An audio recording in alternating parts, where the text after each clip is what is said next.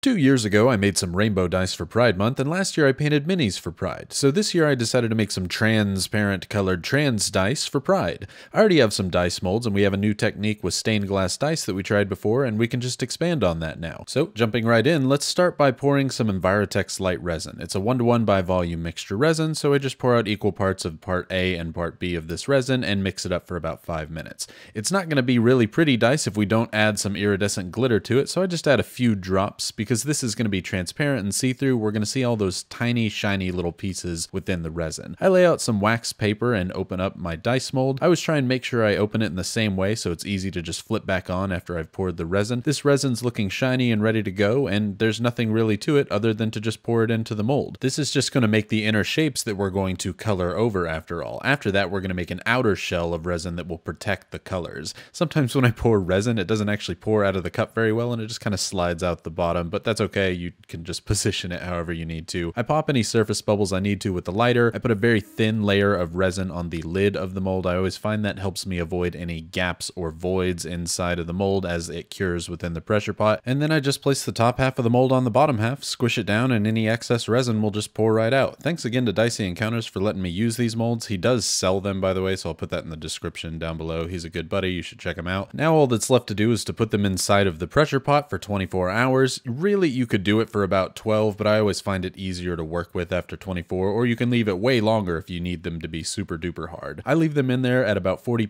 psi, again 24 hours, and that's good enough for me to work with. They are solid shapes now. They're not dice because they don't have any numbers or anything, but they're shapes, and that's all we need because they're going to be inserts and inserted into the outer shell molds after we do some coloring on them. The inserts are so shiny and glittery from that liquid glitter that they're almost going to look like gemstones as we layer colors on top of them. Speaking of colors, we're going to be coloring our transparent dice the color of a transgender flag. Get it? I am a pun master. My local craft store has a huge wall of a bunch of different colors, and so I got a blue and pink Sharpie, but they didn't have a white one, and so I was going to try and paint over it and maybe get a transparent white using this white scar or an apothecary white, which is a little bit more transparent, but I didn't really like how that came out on this test piece at all, and so I'm going to actually leave parts of it clear, and that will represent the white, and then we're going to add some white later when we do the inking. Last time when I did stained glass, I didn't do this, but for every color I put on a face of the dice, the opposite face I'm also going to color that same color.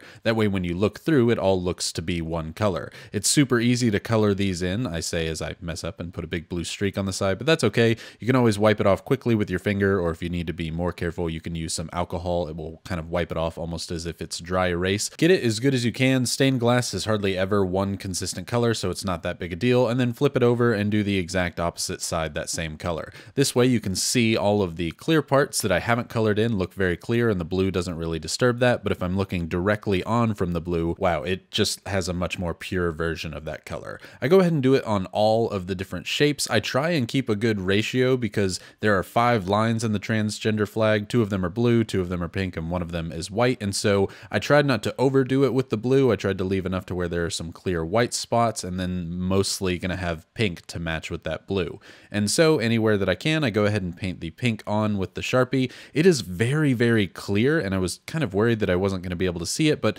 after I really kind of scrub it in there, you get a nice looking pink, and I was pretty happy with the overall look, especially when I did it on the opposite sides. Then you could really see the pink, and man, were those colors starting to pop. I was getting very synthwave vibes when I was looking at this, and I was just really liking this as a just set of dice, let alone a transgender set of dice, and I think it kind of serves 2 purposes now. It just looks awesome. So I went ahead and did the rest of them, and man, really, really liking those colors. They are just so gorgeous. I'm really happy with that blue and pink. It's a great color combination and kind of a classic color combination for a reason. There's a reason everybody in the world who does synth stuff does that kind of pink and blue. It just looks very futuristic and cool, and with these gemstones, I think it's just vibrant and absolutely gorgeous. Sometimes it's really hard to make theme dice look good on their own without having to explain what the theme is, but man, these just look fantastic on their own regardless, and so I was happy to move on to the next step, which is mixing up some more resin. I even add a little bit more of that liquid glitter because I liked how poppy these were with the glitter inside of them, and I wanted them to continue shining.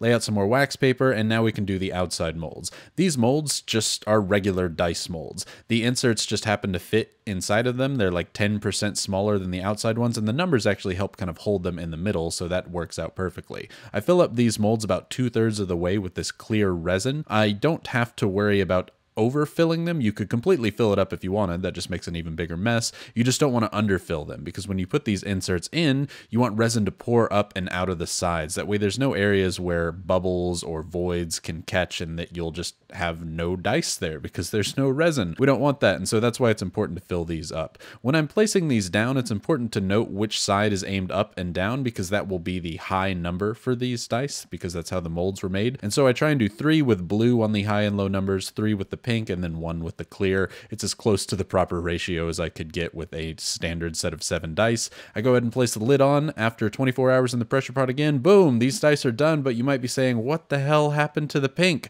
I said the same thing. I don't really know. I don't know why it's so difficult to see. Looking at it on the side here, man, the pink just kind of disappeared. It's there. You can definitely tell it's there, but it is nowhere near as vibrant as it previously was. And so I had to change up my game plan on these dice. I asked my wife, what do you think I should do? Should I just start over, or do you think there's a way I can make it cool? And she actually had a good idea. So if I normally did the white inking that I was planning to do, this is just how they're going to look. But if I ink it with pink on some of the numbers, then it's going to actually take on a pink appearance because it's so transparent. But I don't have this kind of pink, so we have to make our own. I use that pink contrast paint and some regular white paint and just mix it up until I get what looks to be the proper pink for the transgendered flag color.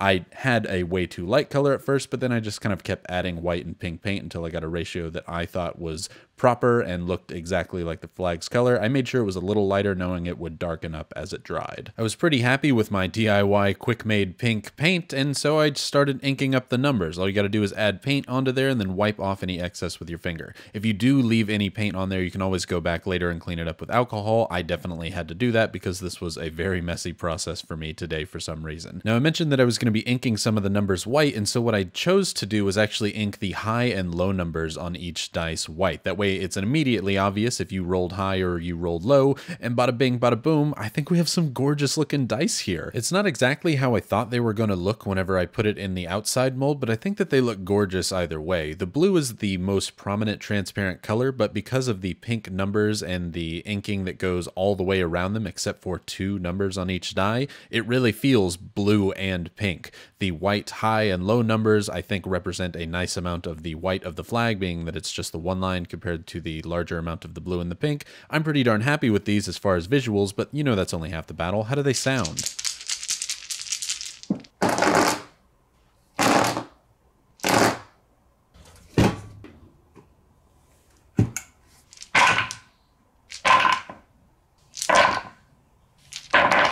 Well, now we can transition from the dice rolling into the actual glamour shots, and boy, are they some glamour shots. These dice look absolutely phenomenal. I'm really proud of how they turned out. That one's not actually a pun. I am proud of how they turned out, and I do hope that you like them as well. I know I'm kind of getting it in at the last second of Pride Month here. It might not even be Pride Month, depending on where you are in the world when you're watching this video. Either way, I hope that you had or are having a happy Pride Month this month. I know things are bleak out there, so I just hope that you know that you always have a friend with me. I'm going to put a link to the Trevor Project in the description down below for if you or if any of your LGBTQ friends might need some help. It's a fantastic resource. Please check it out and use it if you need it. Trans Dice was easily the most requested flag that I make a dice out of 2 years ago, and so let me know what you want me to make next year. I'll try and make it happen. Thank you so much for watching. Subscribe if you might want to see some more content like this in the future. Either way, all I hope is that you have a happy Pride Month and a happy and fantastic day.